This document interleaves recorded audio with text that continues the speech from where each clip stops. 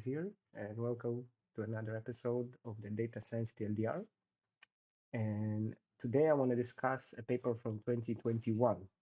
Why it's important? Because now there's a lot of hype around liquid foundational models, and they have reached and broke some benchmarks, but they don't publish their architecture, right? So that's why we need to go back in time, look at previous work of those guys, and it's work around neural networks. So it's not even LLMs.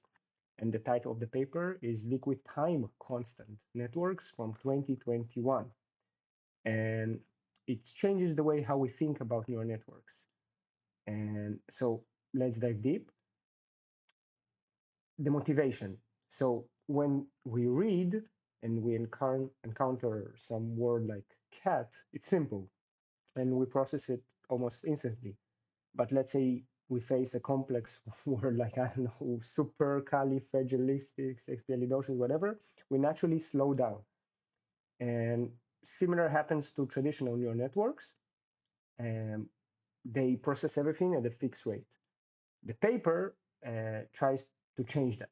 Okay, so the key insight is to look at traditional recurrent neural networks or RNNs, right? And the update, so RNN is a neural network with also a feedback. So each neuron also could go back to itself. And the updates its state using a fixed equation. So the next state equals a function of the current state and the input. And always process the same way. This paper proposes something different. So if we look, this is equation number one. It might look all over the place. Again, I'm not diving here in the math, but let's see what it enables. So the left side of the equation represents how the network changes over time. So that's the derivative by time. And there's a tau. And unlike traditional networks, it's not a fixed constant. It changes based on the input through the function f here. And it's, in our analogy, it's behaving like a reader who naturally adjusts their reading speed based on the complexity of the text. Okay, so how do they know that this idea works better? So let's go to the first figure. Again, there's math. I won't go into it. And they started here in figure number one. The input to our listeners, we're not looking at the screen, is a circle. So it's something simple. It's a circular pattern created by plotting sine and cosine function.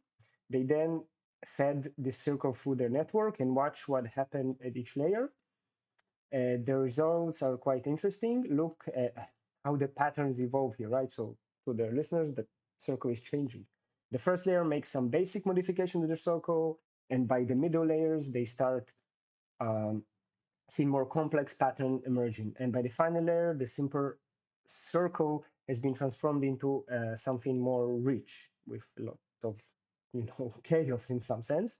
And they quantify this increasing complexity using something called trajectory length and watch how it grows from 45 in the first layer to 1,500 in the last one, meaning like the length of whatever shape they see is really, really, really long. This visualization isn't just nice, but it's evidence that the network can build increasingly sophisticated representation of the input, something crucial for handling real-world complexity. Again, we did in here with time series. So we have some kind of something happens, and then we need to predict t plus one, what will happen next in time.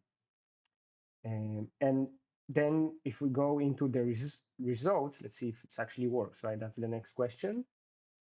So I go down to the results, and they say they achieve 82 here, accuracy on human activity recognition, and significantly outperforms the other approaches at the time. Again, various RNNs, GRU, and stuff like that.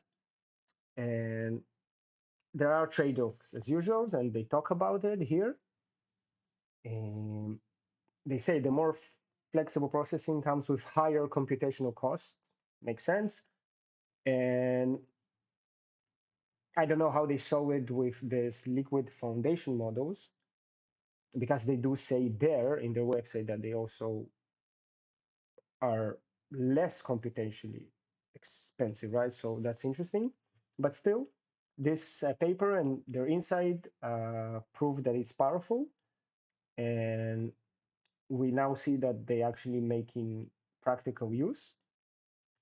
Anyways, that's the end of the recap of this paper, and hope you liked it, and see you next time.